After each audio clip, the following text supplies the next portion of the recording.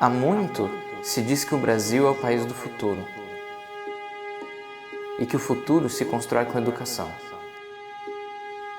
Mas se a primeira afirmação hoje já é ponto de debate e discussão, para a segunda ainda parece haver consenso. Ao menos em teoria. Na prática, os números mostram um país que envelhece, com algumas mudanças, é bem verdade, mas também com velhos hábitos. No Brasil, mais da metade da população entre 25 e 64 anos não concluiu sequer o nível médio. Continuar estudando nem sempre é questão de força de vontade, mas muitas vezes a boa vontade pode ser justamente a oportunidade para quem, do contrário, seria obrigado a parar. Mas como traduzir boa vontade?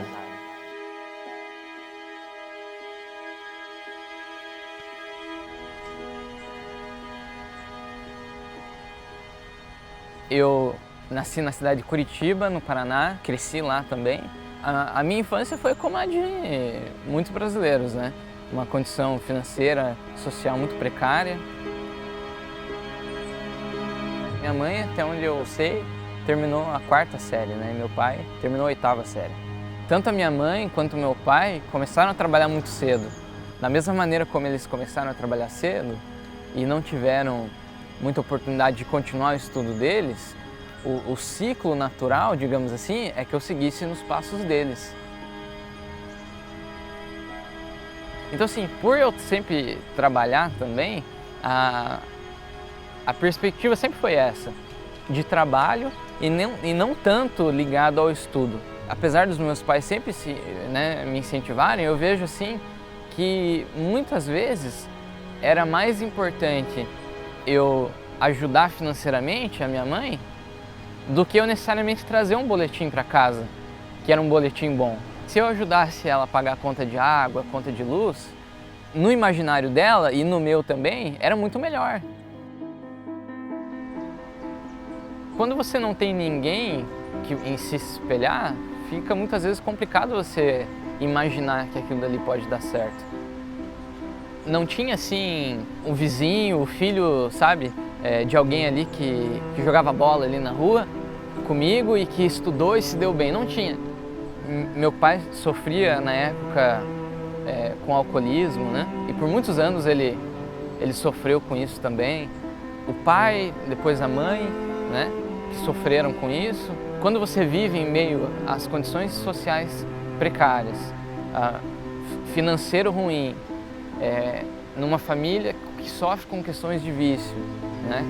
Que a gente lutava ao máximo para pagar a conta de luz, que era o nosso grande inimigo, era a conta de luz lá em casa. Então, assim, quando você junta tudo isso, não era, né? A gente não espera muita coisa, né, de alguém que vem dessa situação. Nem eu mesmo esperava e eu tenho certeza que ninguém esperava muita coisa de mim.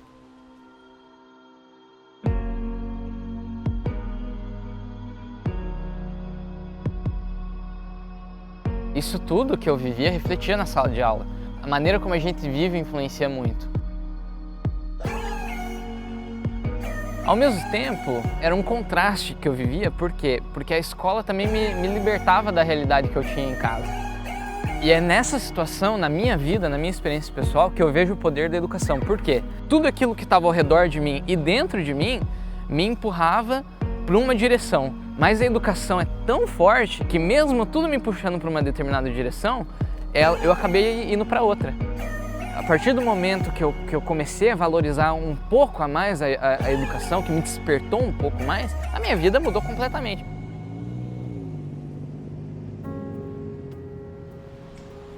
A educação transforma, a educação é muito poderosa, mas o que a gente tem que entender é que a educação tem um custo.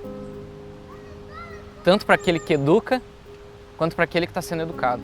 Na minha vida, esse custo foi financiado por instituições que não tinham nada para receber de mim. A escola do ensino médio, a escola adventista que me deu a bolsa, o que eles iam ganhar me dando uma bolsa de estudos? O que eu podia fornecer para a escola? Nada. Quando eu ganhei a bolsa para estudar na faculdade e cursar o ensino superior, era a mesma coisa. Existia um custo, mas eu não podia pagar. E agora a instituição me oferece essa bolsa, me dá essa oportunidade, e o que eu podia devolver para eles naquele momento? Eu vejo assim que a responsabilidade do aluno chega até a aumentar, sabe?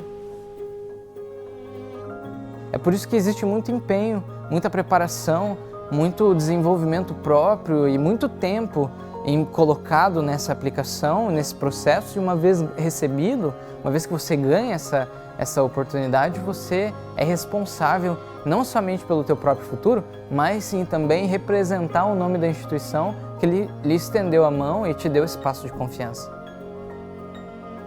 Logo após o término da minha faculdade, eu continuei na minha instituição de origem, o NASP, e fiz uma pós-graduação.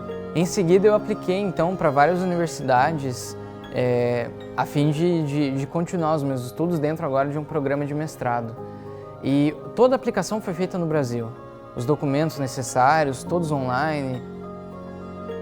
E através das pesquisas minhas mesmo e da afinidade que eu tinha com a linha de pesquisa de algumas universidades, eu acabei aplicando e passei em algumas universidades, entre elas a Harvard.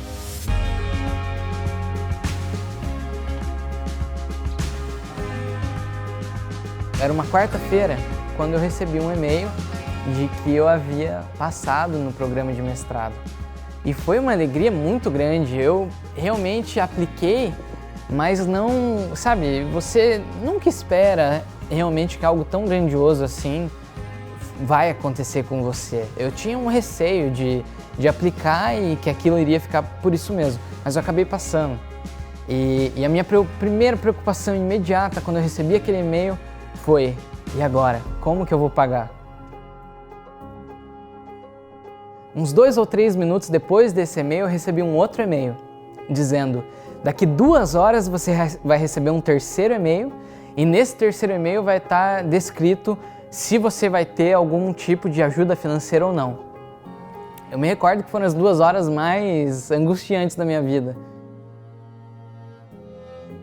Quando o e-mail chegou, para minha surpresa e alívio, eu havia ganho uma bolsa de 100% para vir para cá cursar um mestrado. Eu quase não pude acreditar. Quando a gente olha de maneira retrospectiva, muitas vezes a gente tende a olhar para o produto final, ou no meu caso, aquele que está em andamento agora, né? Então, eu tô aqui na Harvard, eu ganhei uma bolsa de $480 mil, R$1.600.000, uma quantia inimaginável para a grande maioria da população mundial. Mas aquela ajuda que eu ganhei no ensino médio, na faculdade, na pós-graduação e no mestrado, elas foram tão importantes quanto, ou até quem sabe mais importantes do que esse produto final. Porque sem eu ter aquela base inicial, isso daqui certamente não teria acontecido. E eu não tenho dúvida de que foi graças a essa primeira filantropia que foi estendida a mim, tanto da educação adventista quanto do NASP, que hoje eu estou aqui.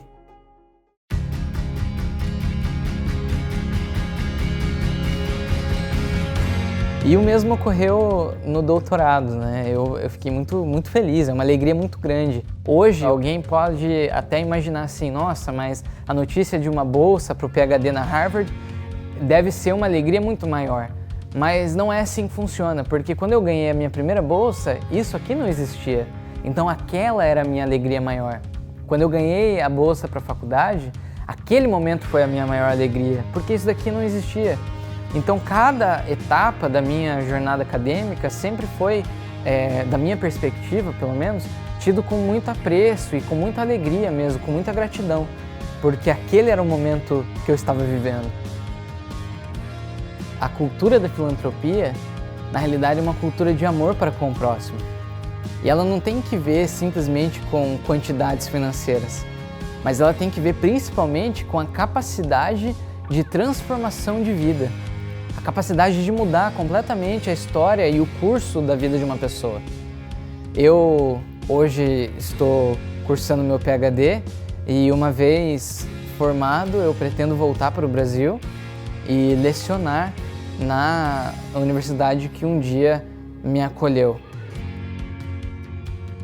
Eu pretendo também, dentro em breve, essa é a minha grande esperança, de poder contribuir também na formação de outras pessoas, se possível até mesmo financeiramente.